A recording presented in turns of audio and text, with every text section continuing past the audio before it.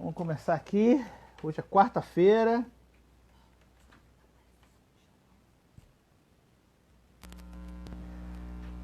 Vamos bater um papo hoje com o nosso Márcio Yatsuda para a gente fazer uma atualização. Já está chegando aqui, deixa eu só não derrubar as coisas aqui. Ele já chegou aqui, deixa eu convidar ele para entrar.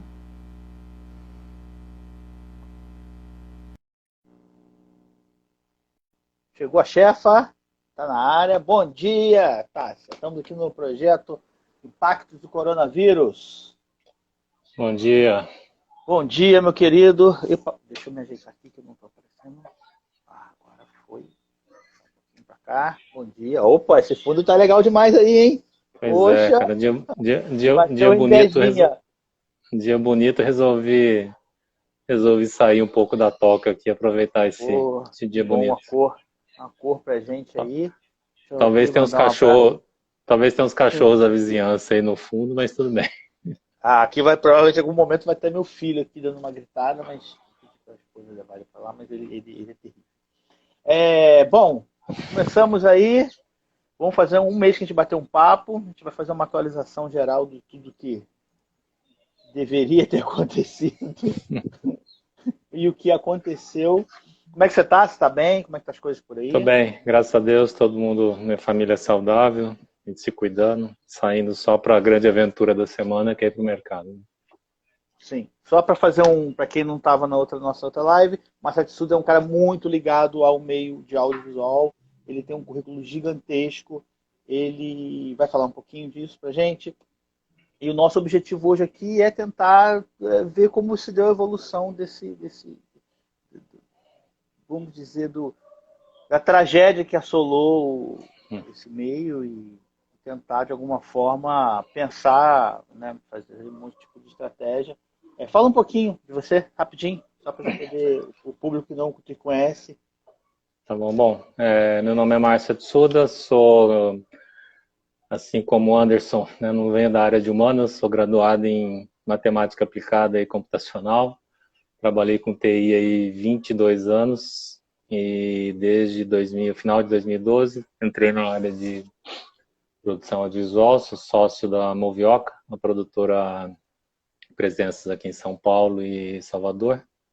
E também sou membro do Conselho Federal da Brave, que é uma das principais associações de produtores, né? São quase 700 empresas associadas aí por mais de 20 estados já da federação. Então, eu participo, procuro dar minha contribuição no setor, né? Participando das discussões setoriais pela associação. Então, de certa forma, em alguns momentos acabo me envolvendo nessas discussões aí também, que as entidades travam junto com os entes políticos, né? Com o Cine, com o Ministério, com a Secretaria, enfim, então Sim. estou no meio aí da...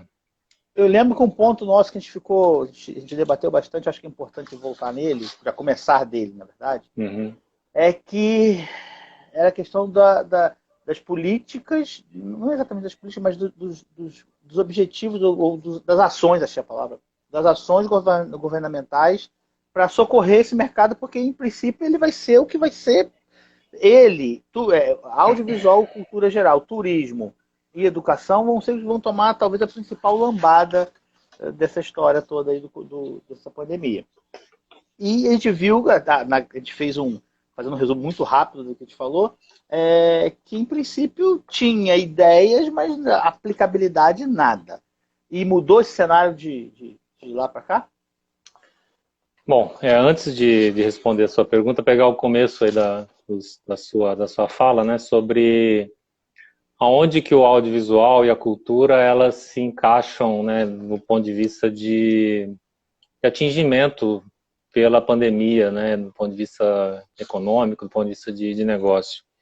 Eu tive acesso a um material, uma apresentação que a KPMG fez recentemente, justamente sobre o que está acontecendo e as possibilidades de retomada, né? Eu acho bem interessante, assim, porque essas grandes consultorias, elas têm uma das coisas que eu acho que é bacana nelas, que elas fazem essa questão de fazer essa análise, né, do que está acontecendo e tentar colocar isso de uma forma que as pessoas, as empresas consigam entender e dessa forma te ajudar a planejar o futuro, né? Eu acho que eles definem aqui, né, alguns padrões de retomada, né? Depois eu passo o link, né, para tá público esse material. Basicamente eles definem 4 padrões de retomada, né? Eles definem isso por setores, né? Ou seja, para que você entenda o setor aonde que ele se encaixa, mas eles pegam padrões de crescimento, empresas que se agrupam dentro do que chama de crescimento, que é aquilo que, de certa forma, a mudança do paradigma que a pandemia trouxe, ela vai, é meio ruim falar isso, mas de certa forma favorece ao crescimento, né? Ou seja, a mudança não obviamente a pandemia, mas a mudança que a pandemia trouxe vai fazer com que essas empresas elas tenham uma aceleração no crescimento. Tem empresas, né, que aí é o V, né, que eles falam na curva, que é aquela que está caindo forte agora na pandemia, mas depois tem uma tendência de retornar ao normal. Tem umas que eles falam que é transformar para reemergir, né, então não é o V, não é a curva em V, mas é a curva em U, né, assim, um U bem barriga bem aberta, que precisa mudar para que ela consiga se adaptar e reemergir da crise, né? E o mais drástico é o que eles chamam de reiniciar, né? Assim, que olha, nada será como antes, se não mudar, é uma questão, a mudança não é uma opção, é uma questão de sobrevivência, né? Se essas indústrias não mudarem, elas tendem a ter sérios problemas até mesmo de sobrevivência. Aí quando você olha, né, assim, eu vou só colocar aqui, eu imprimi aqui, mas depois eu compartilho esse material, tá? O link para esse material que eu acho que é bem bacana, da KPMG. Eles colocam ali, né, de crescimento, ou seja, quem são as indústrias que foram mais, entre aspas, favorecidas pela mudança de paradigma, né? A área de mídias sociais, a área de esportes e games, e streaming, né, as plataformas de streaming. Essas são a KPMG apontam como os 3 grandes ganhadores, né? A área de produção, né, Film and Video Production, ou seja, a área de produção audiovisual, ela se encaixa na segunda categoria, ou seja, aquela que está sofrendo muito agora, mas que tem uma tendência de retornar ao normal após a crise, né? A área de advertising, ou seja, publicidade, está bem ali entre o retorno ao normal e a próxima categoria, que tem que se transformar, né, para reemergir. A área de TV, né, TV, rádio, broadcasting, está nessa transformar para reemergir. Cinema está entre a transformar para reemergir e a reiniciar, ou seja, aquela que precisa se reinventar, né? E as áreas aí de música, entretenimento, arenas, ele coloca realmente na parte final, né? Na parte que é reiniciar, ou seja, é mandatório repensar, né, sobre o risco de sucumbir, né, de realmente a empresa não sobreviver. Então, assim, se você olha, né, se você faz um panorama do ponto de vista da área cultural, mídia, entretenimento, né, você tem ganhadores, né, você pega as plataformas de streaming, certamente são os grandes ganhadores na mudança de paradigma. Você tem aquelas que estão sofrendo, né? A partir daí todo mundo está sofrendo, né? Ou seja, agora, no momento atual, então como a área de produção, mas que tem uma tendência de voltar, entre aspas, normal, né? Pós-pandemia. Então, chegando mais na outra ponta do espectro, tudo aquilo que envolve, né, a presença física das pessoas em locais, aglomerações, tudo isso sofre e vai continuar sofrendo por muito tempo, né? E aí tem um outro material também que eu achei interessante aqui para trazer, que é um outro da McKinsey, que ele, pensando na curva, né, na curva da pandemia e o impacto disso nos negócios, você tem a fase que a gente está agora, né, de fechamento parcial, né? Depois a reabertura parcial e depois o novo normal, né? A gente está bem na fase de fechamento agora. Então, e o tempo para isso, né? Assim, o que é difícil, né? Quando a gente olha a situação que o Brasil se encontra, né? Primeiro falar sobre o Brasil, depois falo do nosso setor.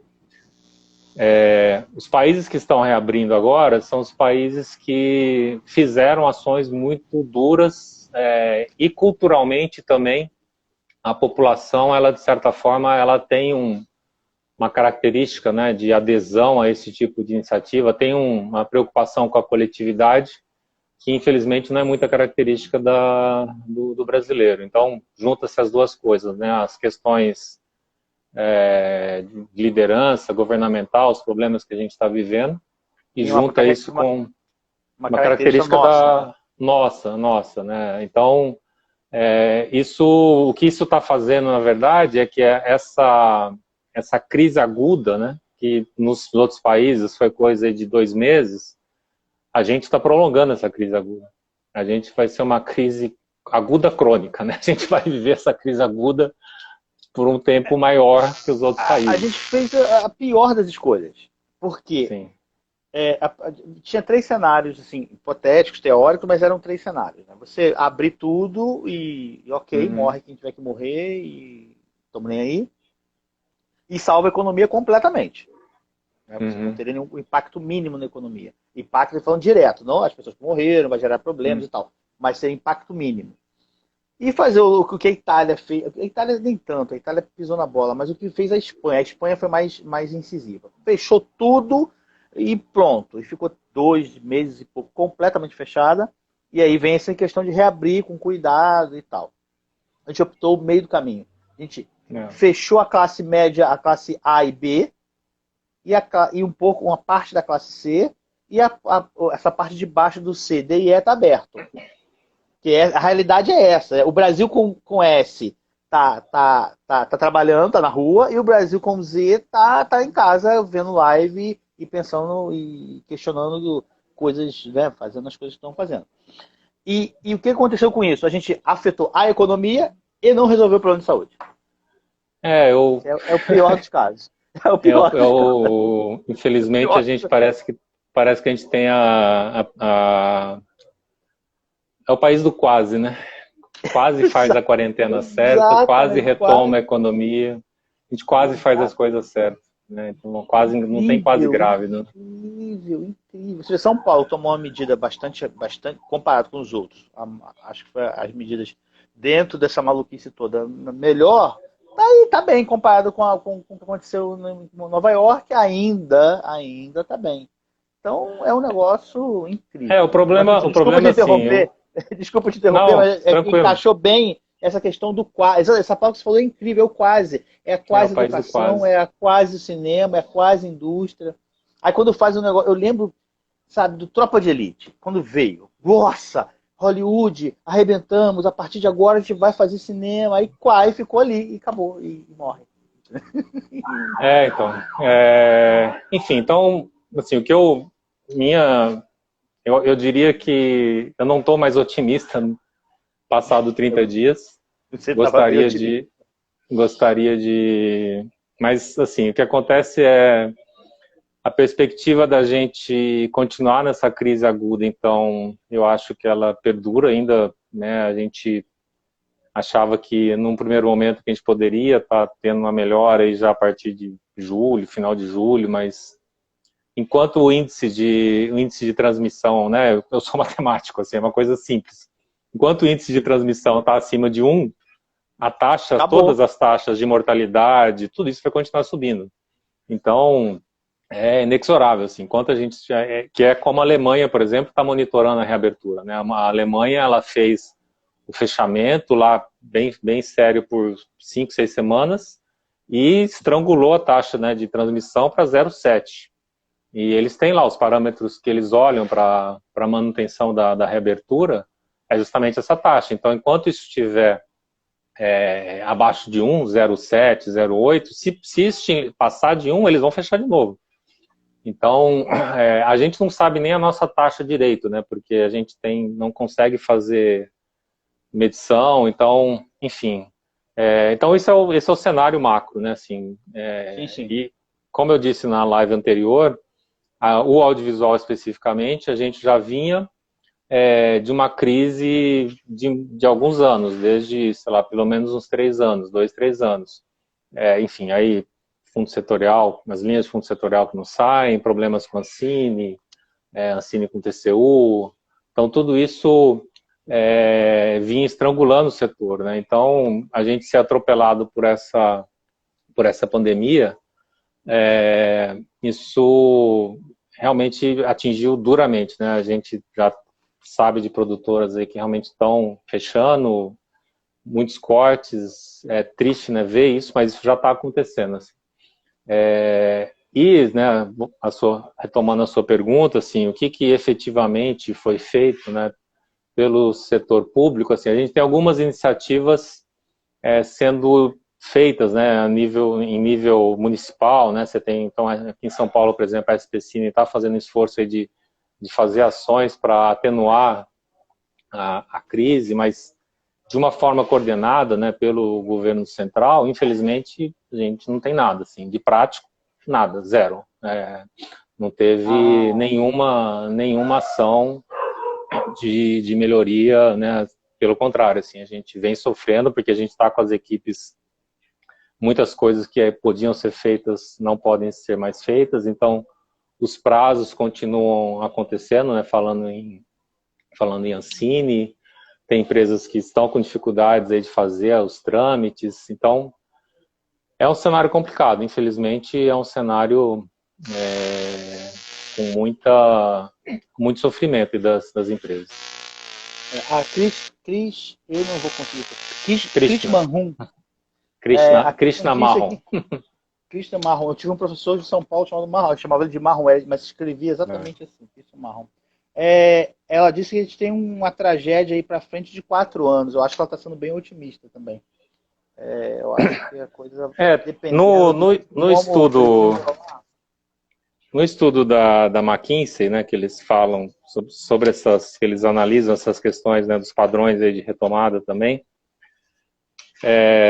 eles traçam alguns cenários, assim, né, um cenário em relação falando de economia, né, da retração do PIB, eles traçam 2 cenários. Um cenário onde se consegue fazer, né, um ataque efetivo à pandemia, ou seja, então você consegue, né, faz as boas práticas de pandemia, onde você consegue começar a retomar os padrões do PIB, como conseguiria, né, a partir do primeiro trimestre do ano que vem. Agora, enfim, infelizmente isso não é uma realidade no Brasil, assim.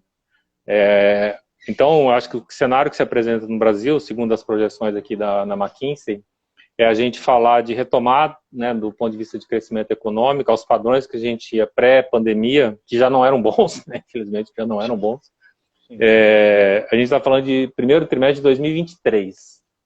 Né, então, a gente tem pelo menos aí uns 3 anos de muito, enfim, muita dificuldade econômica em todos os setores de uma forma geral. A Paola traz um ponto aqui bacana, né, que ela diz que em relação à coletividade, né, uma ideia de criar um manual de procedimentos coletivos é um caminho, né? Mas... o que, assim, eu não lembro se foi antes ou depois da nossa live, da última live, eu assisti uma das lives lá, né, do Átila Yamarino, acho que foi a penúltima, ou sei lá, do dia 3 de maio, né, do dia 3 de maio, onde ele falava, né, sobre, assim, a retomada, né, as questões da retomada. E para mim está muito claro o seguinte já, né, que a gente vai conviver com essa situação por um longo período. 18 meses, enfim, existe essa expectativa aí, né, da vacina, que aparentemente os primeiros testes estão sendo bem sucedidos, e queira Deus que quebre-se o recorde aí de tempo, né? Mas, enfim, também por todos os problemas diplomáticos aí que o Brasil está se enfiando, né? A gente passa a ser Antes a gente era uma referência do ponto de vista do enfrentamento de crises de saúde no mundo, e a gente passa a ser um pária internacional com uma possibilidade bem grande das dificuldades de acesso, né, às primeiras vacinas, assim. Então, mesmo a vacina estando disponível, até ela estar disponível em quantidade suficiente aqui no Brasil, é um período que a gente pode falar aí realmente de 1 ano, 18 meses, né?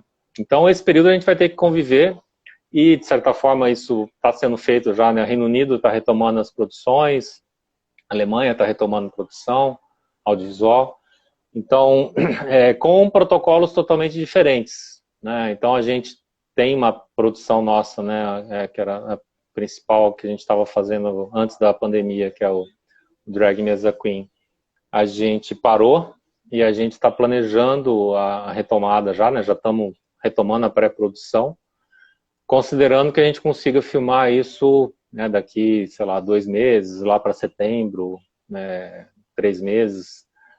Mas, obviamente, vai ser um cenário totalmente diferente. Então, realmente é necessário criar um manual de procedimento, né, de protocolos. Isso está sendo discutido atualmente aí pelos sindicatos, né? Então, as entidades estão trabalhando em conjunto aí com os sindicatos para se desenvolver um protocolo de segurança, né, de trabalho, para que se consiga produzir, voltar a produzir em meio a essa crise de pandemia. Sim. Infelizmente, Pode falar, por pode falar. favor. Não, assim, infelizmente, né, o ideal seria a gente ter já um cenário que a gente estivesse pensando, né, num platô da curva e para que a gente consiga imaginar quando que essa curva começasse a cair, né, porque eu acho que é o que os outros países fizeram, para que não significa que, ou seja, o vírus vai estar circulando ainda, mas você tem uma desaceleração, né, da pandemia.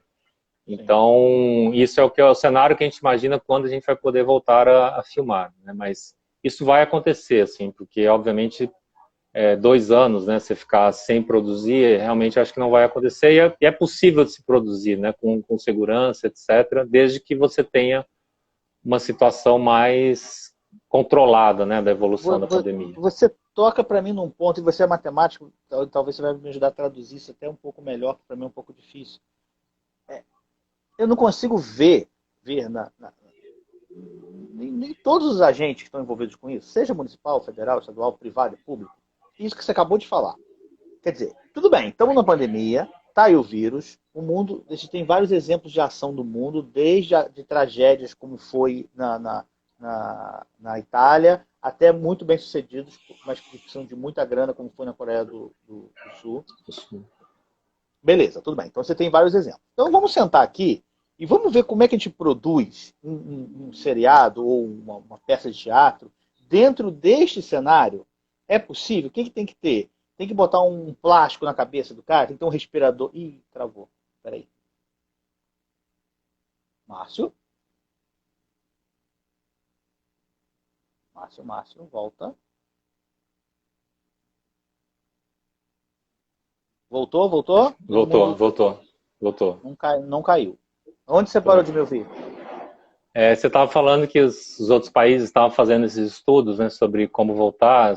Eles tiveram uma ação, eles estão na nossa frente da pandemia, então eles tiveram ações de combate, então você sabe que você já tem vários relatos de como é que o vírus se funciona, como é que ele se propaga. Então eu não vejo ninguém de forma séria sentar e falar, vamos produzir. Como é que produz uma peça de teatro nesse cenário? O que eu preciso ter? Vou precisar ter um isolamento? Vou precisar ter alguma coisa?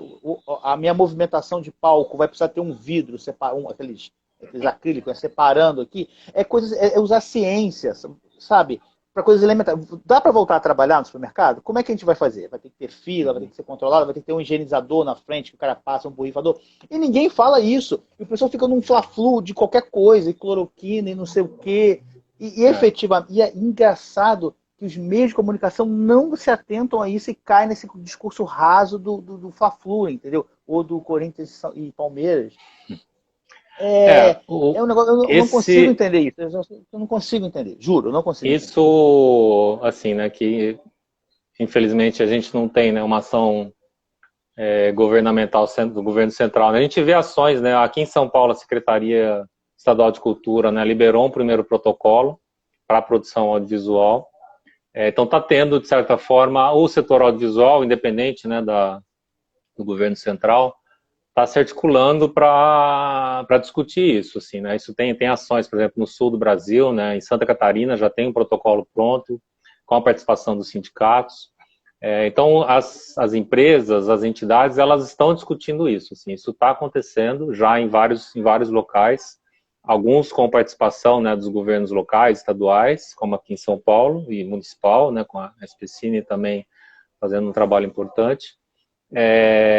Mas, enfim, não existe, isso está desarticulado, assim, né? Não tem um pensamento central, não tem uma coordenação, em nada, nem na saúde a gente tem isso, né? Então, quanto mais um setor como o nosso. Então, eu tenho uma forma de pensar, assim, né? Quando você tem um problema, né, o primeiro passo para você resolver um problema é você reconhecer que ele existe. Esse é o primeiro passo. Muitas pessoas passam, às vezes, né, problemas psicológicos, etc. Você tem um problema, você tem que reconhecer que ele existe, ele é um problema, ou seja, o bode está dentro da sala. Segundo passo é você tem que querer resolver aquele problema. Né? Muitas vezes as pessoas reconhecem que tem um problema, mas falam, não, deixa aí, depois em algum momento a gente pensa e tal. E depois você vai para resolver o problema. A gente, né, pensando em termos de país, em termos de governo central, a gente não deu o primeiro passo ainda, não se reconhece o problema.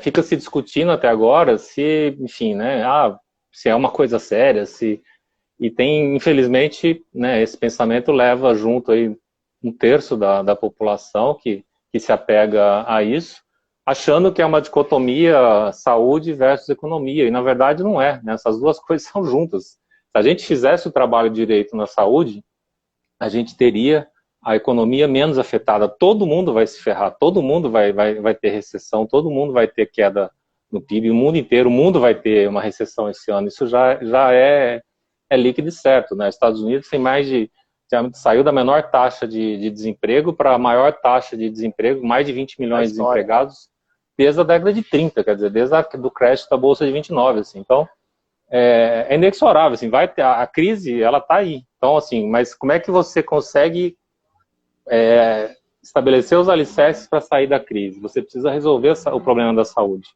É isso que não entra na cabeça das pessoas, de muitas pessoas. Que é o primeiro passo. Teve uma pergunta que pediu para você falar um pouco sobre, acho que foi a Dani, passou rápido aqui, não vi. Você falar um pouco sobre a questão dos subsetores, ela está falando a parte de acessibilidade, né, do audiovisual ligado a essa, assim, que ela está sofrendo muito, mas eu acho que isso é para todo mundo, né? Acaba que guarda-chuva, fora lives e streams, tá ruim para todo mundo. A área de acessibilidade, assim, é uma área super importante, né, e que, enfim, ganhou relevância cada vez maior nos últimos anos, e ela se encaixa mais ou menos ali junto com os efeitos do pessoal de pós-produção, né, então, de certa forma, por exemplo, nós, enquanto produtor, a gente está entregando alguns projetos, coisas que a gente já tinha filmado, fazendo montagem, pós-produção, enfim, entregando algumas obras, né, então, de certa forma, o pessoal, né, que trabalha com acessibilidade, eles talvez estejam ainda fazendo essa entrega, né, quase que queimando o estoque, né, de projetos que ainda tinha. Só que esse estoque está acabando, assim, né, então certamente, né, se já não estão sofrendo, vão sofrer junto, né, a crise na hora que esse estoque zerar, né, então, porque aí você não tem mais produção para entrar na pós-produção e, consequentemente, você fazer as entregas aí do trabalho de acessibilidade. Então vai sofrer junto, eu acho que se encaixa muito com o setor de pós-produção, né? É muito parecido com o que acontece com o setor de pós. Passou uma coisa pela minha cabeça aqui, mas é físico, ele acha que sabe tudo, né? Acontece isso às vezes. Um setor que eu vi que não está aproveitando, é horrível falar essas coisas, né? Porque está morrendo gente, ontem bateu recorde, mas é a vida, né? Então tem essa demanda. Não, vamos usar uma palavra mais complicada que aí sai um pouco disso. Não está aproveitando essa demanda. É o stand-up, porque é uma coisa que você faz sozinho, com uma câmera, um estúdio muito pequeno, e eu não percebi que o stand-up tem ido muito para aproveitado. Não sei se é porque a comédia não está caindo muito bem no momento, mas eu acho estranho que live de shows malucos com cachaça tá bombando. Então eu não vi isso, é uma coisa assim, percepção, assim, eu não vi. Eu posso falar por um projeto que a gente estava vendo com o canal, a gente produzir, que era baseado em stand-up, assim, a gente estava em discussões, né, de orçamento no período pré-pandemia, e aí isso acabou, enfim, sendo suspenso. O stand-up, né, o stand-up por si, ele tem a característica, né, do artista, ele tem uma interação com o público, né? O stand-up, o comediante, ele se retroalimenta ali daquela interação com o público, né? Então, por exemplo, essa produção que a gente iria fazer, que era uma filmagem, né, de shows de stand-ups, a gente chegou a considerar, né, a fazer a filmagem sem público, mas aí o canal entendeu que, olha, isso é um prejuízo muito grande para o conteúdo, né? A não interação com o público prejudica muito o conceito original do stand-up, ou seja, você teria que repensar o conceito de stand-up. Ia cair como naquela comédia Colômbia, né? Aquelas risadinhas que você põe no pós-produção. Exatamente. Não ia ficar legal. Tá. Exatamente. Física não se metendo onde na chamada acontece. Vamos ter um assunto aqui. Bom, a Cristina fez vários comentários que eu adorei, mas um que ela falou que o governo central, eu acho que essa que a gente tinha falado lá, né, do grande problema de planejamento, que é o problema do Brasil, é planejamento, eu acho que não é só no central, eu acho que isso está nos estaduais, está no municipal, tudo aqui no sul, prefeito mandando bater nos caras que estavam fazendo teste, isso está em todo lugar. Esses caras são um sintoma de uma doença que estava aí no Brasil, né? E agora ficou claro que está essa doença, que é a questão de planejamento. Eu acho que passa um pouco por isso. É claro que o governo central tem muito maior força. Ele, o nosso presidente, o Bolsonaro, deveria ser o líder do país em alguma direção, e ele não é líder nem da caneca que ele toma. Então, eu falei conversando com alguns amigos, assim, né? Se a gente tivesse a Angela Merkel liderando o nosso país, já seria difícil. Ela é física, mas tudo bem. Já seria difícil. Se fosse a Angela Merkel, a gente já seria difícil, né? Então você imagina, a Angela Merkel, ela é física. É engraçado. Não, ela, enfim, ela é fantástica, assim, uma baita líder. Ela é a melhor líder. Enfim, mas pelas características, né, que eu acho que a gente tem enquanto nação.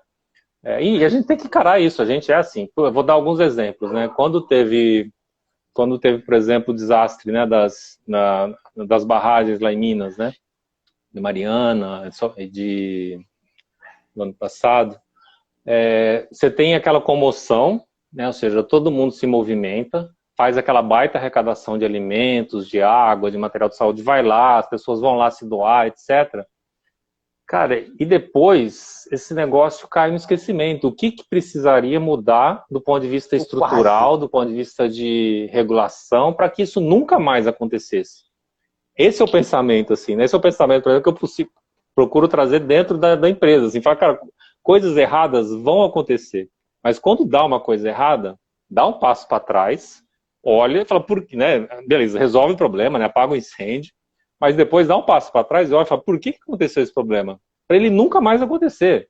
Assim, o problema ele faz parte do aprendizado, a gente tem que cometer erros, a gente tem que ter problema, mas vamos bater a cabeça em postes diferentes. A gente não pode ficar batendo a cabeça no mesmo poste o tempo todo. Que é aplicar um 5W2H, sabe? O cara não tem um elementar. Você pega lá e faz um planejamento, faz deficiência, fragilidade, plano de ação para cada um. E os caras não têm a menor ideia. É incrível. Isso se reflete em todo. O álcool gel, para mim, foi uma coisa. Eu entendo que a grande cadeia produtiva, a gente está fugindo totalmente do assunto aqui, mas parece rápido. A cadeia produtiva foi para a China, questões econômicas, blá blá. Tudo bem, ok. Mas aí vem uma pandemia e acaba o álcool gel. E você não consegue fazer álcool gel, que é um negócio elementar. Eu consigo fazer em casa, se eu tiver o negócio para fazer, é um negócio simples. E a gente ficou um perrengue de um mês sem álcool gel. Então, é planejamento. Né? Deixa eu voltar um pouco aqui pro roteiro, porque eu já fugi muito. Tem uma entrevista do Cacá Diegues, que está no roteiro, que ele fala uma frase que quando eu li eu fiquei assim, eu até procurei e não consegui achar essa entrevista. Que é acreditar que o streaming não é cinema é uma burrice. É o contrário que fala. É uma burrice dizer que o streaming não é um cinema. E hoje ficou mais claro do que nunca, né? Mas você acha que tem isso é uma pergunta minha, assim, bem curiosidade. Você acha que tem um rancinho no streaming? Sim. Ou não? Já foi?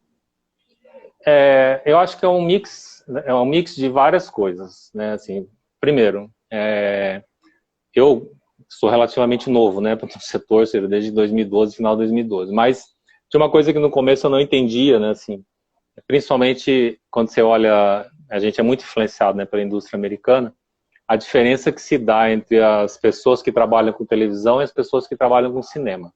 Tem o Então, lá nos cinema Estados de cinema e o Unidos, cinema de televisão, né? Lá tem esses dois. isso é gritante, assim, até nos cachês, ou seja, são como se fossem dois universos, né? Então você tem o cinema, que é, fala, não, o cara faz cinema, então é como se fala, não, esse é realmente artista.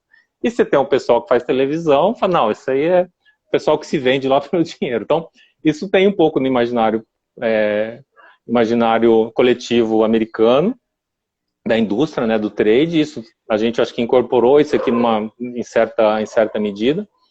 Então, e essa barreira vem caindo já há vários anos, né, assim. Então, a partir do momento que você tem as obras, né, com qualidade inegável, assim, do ponto de vista artístico, né, em televisão, né, as séries, e aí você tem a plataforma de VOD que pega esse fenômeno que já vinha acontecendo. Assim, essa mudança, né, da percepção da qualidade artística, né, dos conteúdos, principalmente de ficção, para as obras de televisão, isso passou a acontecer principalmente nas séries, né? A HBO foi uma das principais, acho que, players que gerou esse conceito e meio que começou a quebrar essas barreiras. Mas ainda existe esse ranço, né? Já existe esse ranço. Então, esse é um aspecto, entre aspas, cultural aí, de como se encarar as coisas, cinema, televisão, né, e VOD aí no meio. Aí você tem um outro aspecto, que é um aspecto econômico, né? Então, existe uma, entre aspas, batalha, né, entre os exibidores, principalmente os exibidores e as plataformas de VODs, né? Então, os exibidores, isso, apesar de algumas tentativas que já houveram em relação a tentar conjugar as coisas, mas a grande verdade é que se veem muito como grandes competidores, assim. Então, é uma tensão, né? Uma fricção muito grande ali entre as cadeias de exibição e as plataformas de VODs. Então, você teve, por exemplo, né, várias brigas aí, né, nos festivais, os grandes festivais, como Cannes, como o próprio Oscar, para que justamente falar, não, se você não lança cinema, você não pode entrar em festival, etc. Então, você tem a questão cultural, você tem a questão econômica, e aí você tem um terceiro fator que se junta agora, que eu acho que é um grande catalisador, né, eu não sei muito bem do que vai sair do outro lado, mas que a gente já vinha nesse processo, né, de mudança por conta disso tudo que eu falei, que é a pandemia, ou seja, que aí você fechou completamente os cinemas, né, isso é uma das indústrias que vai sofrer lá na retomada, porque envolve aglomeração. Então, isso vai ter que ser revisto, assim, aquilo que, de certa forma, já vinha acontecendo num ritmo, a pandemia, ela acelerou, assim, então agora, tudo tem que ser visto. Problemas práticos, assim, que a gente, no setor já vive. Por exemplo, várias produtoras concluíram obras, estão entregando obras agora, e por conta da regulação, a primeira janela era cinema. E você tem que cumprir com isso, senão você fica inadimplente com o cine, você tem que exibir, você tem que provar que você lançou o filme. Como é que você faz? Se você não lança, se você não tem cinema. Se não tem cinema. Se não tem cinema, entendeu? Então, são questões que estão postas na mesa. Deveria, e eu tenho certeza absoluta que não tem ninguém lá dentro pensando, da parte de modus operandi pensando nisso. Cara, não estão. Hoje a grande notícia é que a nossa secretária especial foi demitida. A gente demite mais uma já. A saúde no meio da pandemia. 2, não é 1. O que eles estão pensando em qual o mecanismo para validar? Não estão. A gente está perdido. Eu já perdi a conta. Hoje eu estou muito pessimista. Me perdoem, mas eu estou muito pessimista hoje. Tem uma pergunta aqui do Júnior Braz. Se a gente acha que contas de telas válidas, eu não entendi muito bem. Também para o vídeo, pode ser uma coisa boa que pode ajudar o mercado? Né? As cotas de telas? Isso. Também serem válidos para o streaming, né? Pro VOD. Então, essa é uma... Daria para fazer uma live só sobre isso, tá? Porque esse é um assunto bem polêmico, porque você tem várias coisas que estão acontecendo, ou vinham acontecendo, né, no mundo, que por exemplo, no Brasil você tem as cotas, né, para as TV paga, né? Então as TVs por assinatura, elas têm um percentual, né, da grade no horário nobre que tem que ter lá de conteúdo brasileiro e brasileiro independente, que é a Lei 12.485, ou seja, de 2011, blá, blá, blá. Aí você veio, né, o modelo mais afetado pelo VOD, né, de todas as indústrias, TV aberta, eu diria que é justamente a TV fechada é a mais afetada pelo VOD, né? Então, hoje você tem a mudança, de certa forma, todos os players, né, os principais players de TV fechada, TV por assinatura, eles estão trabalhando nas suas plataformas de VOD, né? Então, a HBO tem a sua plataforma, Disney, Discovery, todo mundo está trabalhando nas suas plataformas de VOD. Então, qual que é uma vertente de pensamento? Fala, olha, você tem uma regulação que está feita, aí tem uma mudança, né, de tecnologia que está vindo por conta das evoluções de tecnologia e que está abocanhando esse mercado e que é totalmente desregulamentado, né? Então você tem uma preocupação muito grande, eu acho que é uma preocupação legítima da produção, de você, aquilo que vinha se construindo, né, como eu falei na live anterior, que esse modelo de regulação brasileiro é baseado no modelo do Reino Unido da década de 80, que fez, né, que catapultou o Reino Unido a ser a potência de produção audiovisual que é hoje, a gente pode pôr tudo isso a perder, né? Ou seja, porque você tem aí uma predação, né, desse ambiente de produção.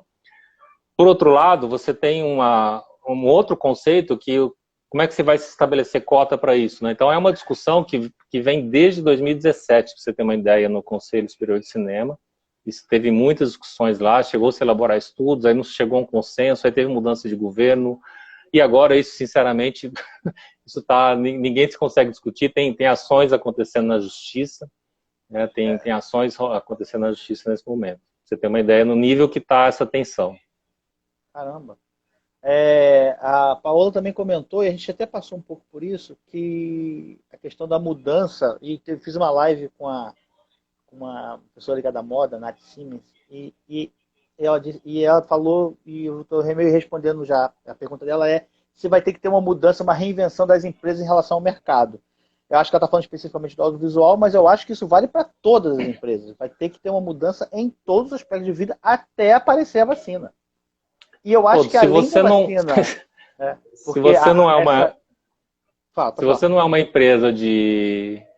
Né, você não é uma empresa... Né, pegando o estudo da KPMG ali, se você não é uma empresa de game, né, de live, né, de esportes ou de streaming, né, você não, a própria empresa, certamente os desafios são gigantescos, porque essas são as poucas indústrias que, né, na área de mídia tal, que tem um impacto positivo com a mudança dos paradigmas.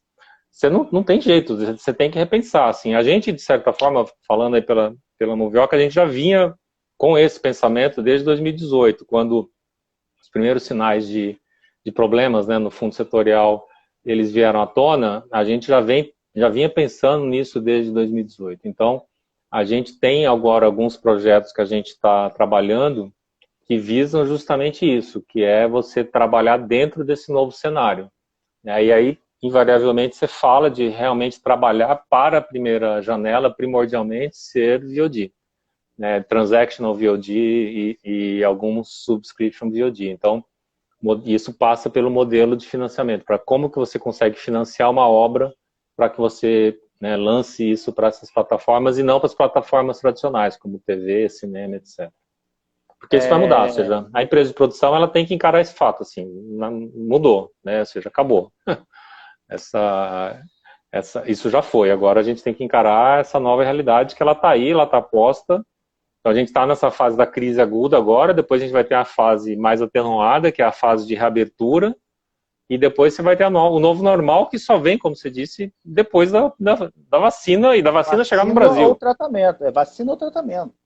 Não, e mesmo, né, assim, por exemplo, né, tá todo mundo torcendo, acompanhando aí tem mais de 100 iniciativas de vacina pelo mundo. A vacina estar disponível em quantidade no Brasil, né? Ou seja, porque uma coisa é a vacina ser descoberta, a outra coisa ela passar pelos testes, a outra coisa é ela ser produzida em quantidade. A gente, infelizmente, vai para o final da fila. A gente está no final da fila. Deixa eu falar, é que teve muitos comentários aqui, cara. Hoje o pessoal animou aqui no comentário. E passaram vários comentários sobre a região do Arte, e aí, infelizmente, a gente vai ter que fazer. Eu acho que é infelizmente mesmo, porque é um assunto que, sabe, ruim. ela pediu demissão ou foi demitida, eu acho que ela deixou o É. cargo meio que de comum acordo, e ela vai para a Cinemateca de Cinemateca. São Paulo, Cinemateca. Cinemateca. Cinemateca, Cinemateca. Cinemateca de São Paulo. Quer dizer, mais uma boa notícia para o audiovisual paulistano. É... Mas falando sério agora, é óbvio que tudo isso está dentro de um tacho que eu não quero usar a palavra que eu Uhum. gostaria, por questões de contrato, mas é, é engraçado, né? Porque esse governo em particular ele tem a capacidade de piorar as trocas. Então, o que vai vir no lugar dela? Assim? Isso deve gerar uma preocupação muito grande para você que está né, envolvido Assim, acho que tem várias coisas difíceis, né, assim, ruins nesse cenário. Um deles é a própria mudança, porque, querendo ou não, assim, essa contínua descontinuidade, né, que é o que a gente está vivendo, então, desde o ano passado, você não consegue... É como se você, uma criança, né, tivesse começando a aprender a andar, e aí, ou seja, na hora que ela começa a engatinhar, e fala, não, desaprende tudo e volta agora a começar a tentar engatinhar de novo. É isso, assim, a gente está nem começando a engatinhar desde o começo do ano passado, porque cada vez que se começa alguma articulação, alguma discussão, desmonta tudo de novo. Por exemplo, uma das coisas mais importantes que precisaria acontecer agora é a reunião do Comitê Gestor do Fundo Setorial do Audiovisual. Porque tem várias coisas que estão represadas que dependem desse comitê se reunir. E quem preside esse comitê? Secretário Especial da Cultura. Então, você já havia uma expectativa para que essa reunião acontecesse, né? Ou seja, desde que se começou esses rumores, né, da queda da Regina, né? Isso impactou tudo, porque para tudo, ou seja, sabe lá Deus quando vai ter ação, e a gente volta 5 casinhas para trás. Então, a mudança em si, ele é uma coisa muito ruim, essa contínua descontinuidade que a gente vem vivendo. A outra coisa, obviamente, são as pessoas que virem assumir, assim, né? Ou seja, e aí você tem todo um lado obscurantista, negacionista, que assim, como o Felipe Melo falou na live dele de segunda-feira, assim, né? Cara, não é uma questão política. É uma questão de você não pode aceitar. Tem coisas que você simplesmente não pode aceitar, ponto, assim. Não é questão de vertente política. Deixa eu aproveitar 2 minutinhos, a gente tem mais uns 11 minutos. Deixa eu aproveitar só 2, porque é um espaço que eu tenho para falar para um público que tem mais vínculo com essa área do que eu. E o que aconteceu segunda-feira com o Felipe Neto foi num nível de demência. O Felipe Neto é um super influenciador, ele está aí, né, ele é um personagem desse novo mundo que está vindo, que já vem já desde do aumento da internet, do YouTube, dessas coisas. Ele é um cara que tem uma certa influência numa camada muito grande da juventude. Sim. E ele foi pro Roda Viva como um personagem. O Ayrton Senna foi, o não sei quem lá foi, um monte de gente vai personagem. A Enéas foi no Roda Viva. Então o Roda Viva é um lugar, é um programa de personalidades. E ele é uma desse novo mundo, como o Rafinha Baixo foi e também é. E os caras caíram de pau nele no Twitter. A Dora Kramer, esses comentaristas de política mais da velha guarda, mas foi um massacre. Saiu uma nota no estado de São Paulo do Alberto, esqueci o nome, Alberto alguma coisa, falando que país, a frase dele foi: que país é esse que tem o Felipe Neto no Roda Viva? Pô, que coisa baixa, sabe? Um negócio que o cara não tem a menor visão do que está acontecendo no mundo. Eu fiquei puto com isso, assim, fiquei muito puto, muito puto.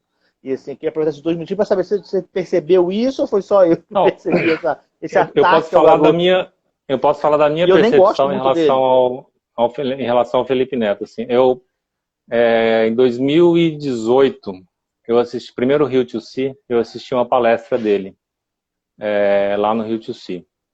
Até então, a minha visão dele falar, puta, moleque chato, uma voz estridente, só grita, fala besteira, palavrão. Essa era a visão que eu tinha dele.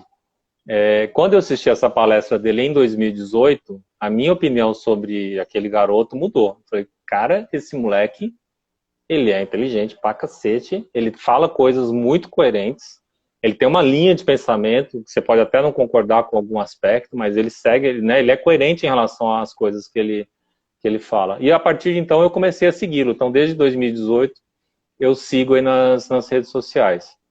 não concordo com tudo que ele fala, mas ele, primeiro, tudo isso que você falou, ele é uma pessoa super influente hoje, né? Ou seja, ele ultrapassa a influência, né, do presidente nas redes sociais.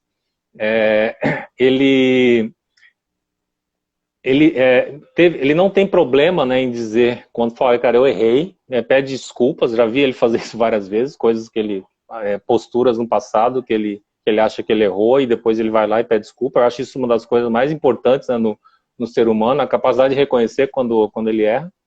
Cara, e eu concordo 100% com o que ele fala, né, assim, fala, cara, não é mais agora uma questão de você política, assim, né, é uma questão de você existe uma camada, uma questão obscurantista que é muito perigosa.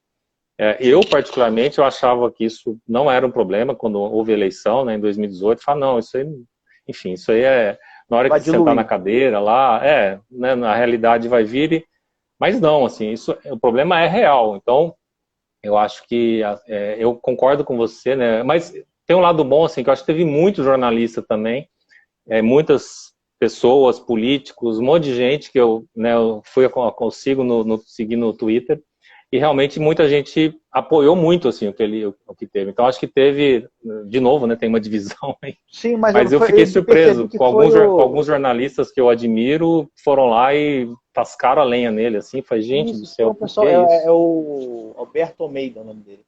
Foi um pessoal velho, sabe? É essa palavra, não no sentido de idade, no sentido de uma visão velha do mundo, né, que não percebeu que mudou, que olha um Rafinha abaixo e acha que o cara é um idiota. E não é. Ele fala, ele vende o Twitter dele por R$ 11 mil o Twitter. Ele não é um idiota, ele é muito esperto. Sem dúvida. E talvez um pouco disso tenha a ver até com a própria eleição do Bolsonaro. Ele entendeu isso, esse mecanismo de influenciar melhor do que os outros. Eu assisti ontem, assisti gravado, assisti ontem a Roda Viva, e ele fala isso. Eu falei, cara, a capacidade de comunicação, né, ou seja, ela foi muito bem percebida, né, pelo governo. E eles fazem isso muito bem. Então, isso é feito de uma forma muito eficaz pelo governo. Para isso, né, infelizmente, para esse fim. Bom, para a gente meio que encaminhar aqui tentar amarrar isso tudo, né, que a gente falou hoje foi bem solto, eu vou apanhar depois da minha chefe. Porque acabou que a gente deu uma verdade.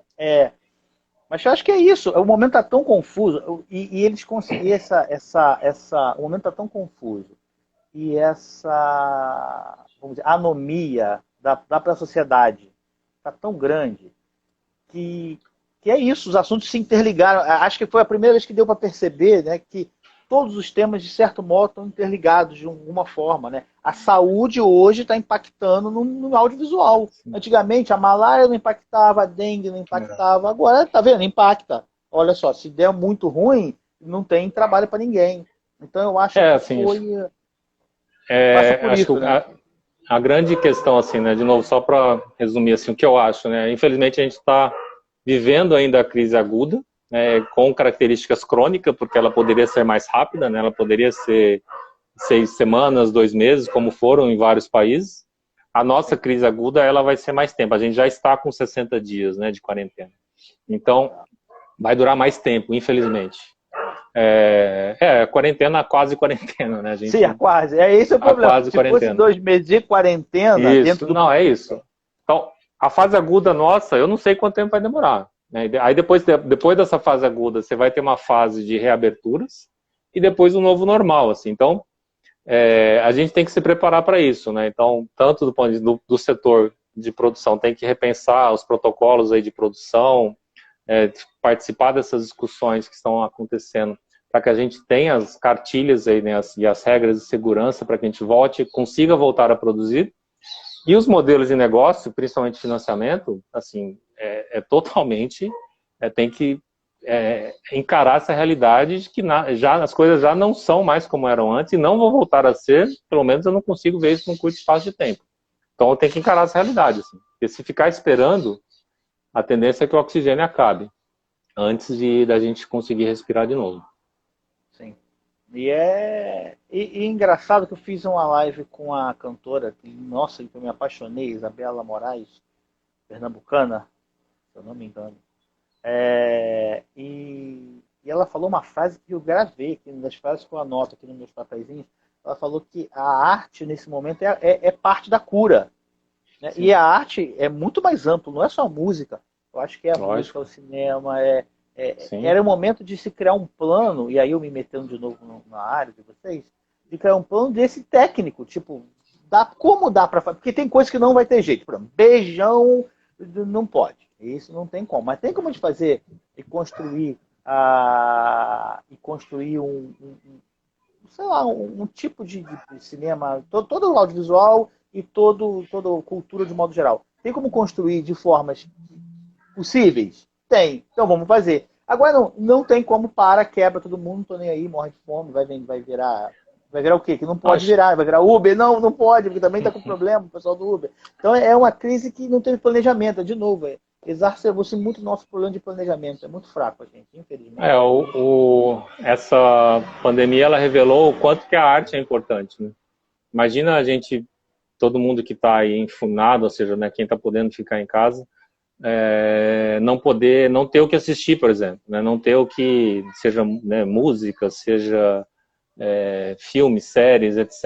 Então, Sim. isso deixa muito claro a importância real, palpável que a arte tem na vida das pessoas, além de diversos outros aspectos. Assim. Então, a expressão, né, artística, ela é absoluta, é o que nos faz humanos, é uma das coisas que nos faz humanos, é uma das coisas que nos torna Eu acho que a gregários. artista é só nossa, né? A expressão da humanidade é isso. Então, é absolutamente essencial, né, que a gente consiga voltar a produzir e que essa indústria ela não seja dizimada, né, ou seja, sofrer a gente já está sofrendo e vai com consequências sérias, mas que a gente consiga, e nesse sentido eu sou otimista, assim, acho que a gente, apesar dos pesares, né, governos passarão, a gente vai continuar, né, as empresas vão continuar, então a gente tem que seguir sobrevivendo e encarando a realidade no sentido de que, olha, se você não está pensando, né, como que você vai financiar diante dos seus projetos, diante desse novo cenário, que vai ser uma forma diferente do que se fazia antes, você está perdendo tempo, assim, você tem que realmente pegar e falar, olha, ok, não existe, né, o que a gente fez é falar, imagina que não exista mais Ancine, né, o meu exercício com o meu sócio foi, imagina que não exista mais nada disso aqui. Como vão sobreviver? Como que a gente vai produzir? Então, esse é o exercício, assim, que eu acho que todo mundo tem que fazer para realmente tentar buscar sair com novas alternativas, novos modelos de negócio e tocar em frente, né? E tocar em frente, porque apesar dos pesares, né? Eu sou brasileiro, eu amo esse país, eu quero que ele dê certo e da minha parte, eu vou fazer de tudo para que isso aconteça. Bonito. Eu gostei da frase da Rosa. A arte existe para fazer a gente. A arte existe para que a gente resista. Boa, boa. Eu acho que é uma coisa que me tocou muito ontem. Ai, meu Deus, o Léo Jaime, que eu vi com ele. Não sei se foi ele que começou com isso, mas eu vi com ele. Ele postou um texto no Twitter dizendo: essa bandeira no meu Twitter é do meu país. E eu sou contra-fascista. E eles se empoderaram disso. Eles tomaram isso da gente. Não, a bandeira devolve minha bandeira, que essa bandeira é minha. Né? Calma aí. Um dos que ativaram isso foi justamente o Felipe Neto. Eu mudei eu coloquei a bandeira no meu Twitter e falei, cara, isso aqui é um símbolo meu. Não quero que isso aqui, a gente tem que tomar de volta isso aqui, né? Isso foi sequestrado por uma ala extremista, assim, que não representa isso. Esse símbolo não representa isso. Isso aqui representa o meu país. Ponto. É meu isso aqui. Então, não vou deixar. Tá bom, querido. Bom te ver. Deixa eu só fazer uma observação final. Eu queria que isso ficasse guardado aqui, deixar os meus sentimentos ao pai do menino João, se eu não me engano é João o nome dele. Eu fiquei tão abalado que eu não consegui nem ver a matéria toda. Eu vi um pôster no Instagram da sua esposa que foi. E eu tenho filho agora e eu sei eu imagino que o pai dele está sentindo. E, de novo, né? Isso é doença, tá lá, ela sempre teve lá e tá lá.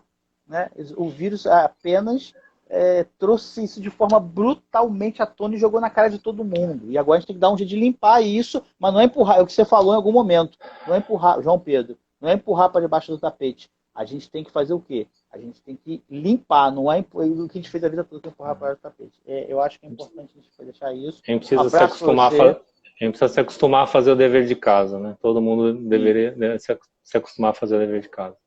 Isso, querido. Abraço pra você, fica de bom. Abraço Bom, para todo mundo aí. valeu. E a gente vai se falando. Obrigado, Tchau, Anderson. tchau. Tchau, tchau.